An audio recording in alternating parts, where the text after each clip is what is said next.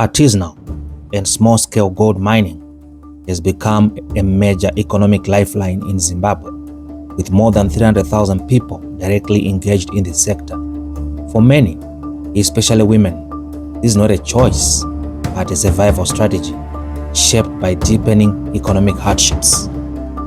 Mining is ndakazitanga 2017. Mining mutadzitanga 2017 hatina kuita nenyaya yekuti mining tatichiita. Haisi nyaya yekuzvifarira kuzviita nekuti mabasa anotirwadza sevanhu vechikadzi. Despite being largely informal, artisanal mining contributes significantly to Zimbabwe's economy. In 2025, small-scale miners accounted for 75% of total gold production, delivering approximately 35.9 tons, a record output for the sector. But behind this economic lifeline lies a silent and growing health crisis. Mercury, widely used in gold extraction, is poisoning miners, families, and the environment. Ndave nemakore 2 ndichiita zvemining. Patinoita zvemining apa tinoshandisa mercury. Mercury tinoisa mumadhishi, totora mabhodhoro, tokwesha. Tinenge tichikwesha mercury ichisangana ndo mabatiro ainenge ichiita gold. Kana tinge takwesha, patinozopedza tinozosvina mercury iyai tichishandisa jira, like machira ema-umbrella, ndio atinoshandisa pakuzosvina gold ratinenge tichisvina. Studies show that mercury ignorance or a lack of awareness of its health impacts is one of the main drivers of its continued use in artisanal mining. Experts estimate that nearly 96% of small-scale mining sites in Zimbabwe still use mercury in gold processing, releasing over 24 tons of toxic substance into the environment each year. Zimbabwe's artisanal and small-scale mining sector now accounts for more than 40% of the country's mineral exports. This activity is concentrated in 4 hotspot provinces: Midlands, Mashonaland West, Mat South, and Mashonaland Central, home to over 60,000 miners operating across hundreds of processing sites. Takachera matombo edu togaya. Tagaya tinosvika unokwesha ndo patashandisa mercury ye. Tinoshandisa kuisa mercury powder, tokwesha madhishi zvamunongona ichiitwa nevamwe. Tokwesha madhishi, then patokwesha mercury ndokwanisa kubata gold rinenge rakakura rinenge riri mupowder yedu. Mercury ine zvainodi zvainokanganisa kumunhu, saka isingatozive tatona chichinji chirai chikwanisa kuti torowo mari yekuti tikwanise kurarama chichi. Aiwa, pari zvino hatisi kushandisa magloves, asi nedzimwe dzenguva tinoshandisa zvedu magloves. Tanga tisati takambosangana nematambudziko, tasati taziva matambudziko atinosangana nawo pakubata mercury.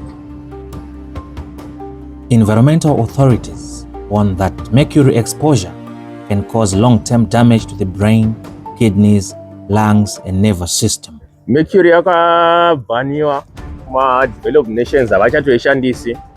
Yakaonekwa kuti ine long-term effects, inogona kusakukuwadza iko zvino. Unogona kusazviona iko zvino kuti mercury iri kundikuwadza. Maybe not gore rino, maybe not next year, but after a couple of years unotanga kuita ma-complications pautano hwako. Inokuwadza futi pavana vanenge vachikura vaya pakuzozvara. Ndopaya pamunozotanga kuzvara vana vane ma-defects, vana vakaremara. To reduce mercury use in Zimbabwe's artisanal mining sector, the planetGOLD Zimbabwe project is scaling up awareness campaigns and promoting safer gold processing technologies. The initiative is supported by the Global Environment Facility, led by the United Nations Environment Programme, and implemented by Impact in collaboration with the Ministry of Mines and Mining Development, the Ministry of Environment, Climate and Wildlife, and the Environmental Management Agency. It's a process yekuti ibhaniwe, but ma-developed countries tikuda kutsvaga ma-alternatives kuti since mamwe acho ari a bit expensive ari kushandiswa kuma-developed countries. Saka isusu tikuda kutsvagawo kuti tingabatsirana sei kuti tisiye mercury, totsvaga dzimwe nzira dzatingashandise dzisingakuwadzi utano kana nharaunda dzedu. So as planetGOLD Zimbabwe, as we aim to reduce mercury use by 4.85 tons within the ASDM sector, we're exploring technical pathways towards non-mercury use technologies. So far we've been around the project districts, 11 districts. We've done some site profiling. We've also managed to get samples from various mine sites. So we are exploring on candidate technologies which we have actually listed, which can be matched to the ore mineralogy for each of the samples.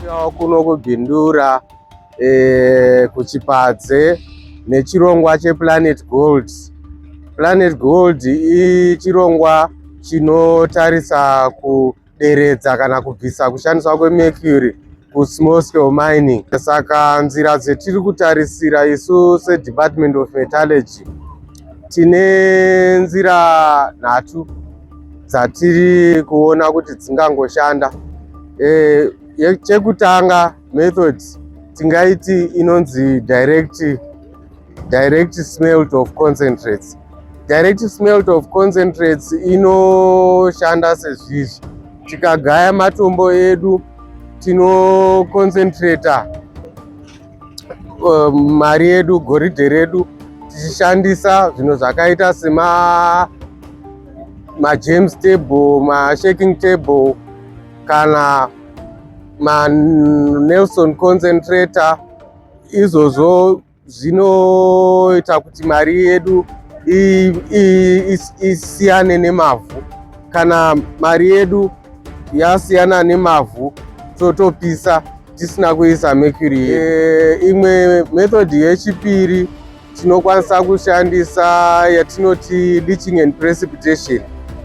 Kana tapedza kuita na gravity concentration, tawanika concentrate kedu, tinokatora todhisolva goridhe redu torinyungudutsa nemishonga yakasiyana siyana. Tozoitawo wana chlorination leaching patinoshandisa acid inozi hydrochloric nebleach wana jik, zvikasangana zvinobudisa inonzi chlorine.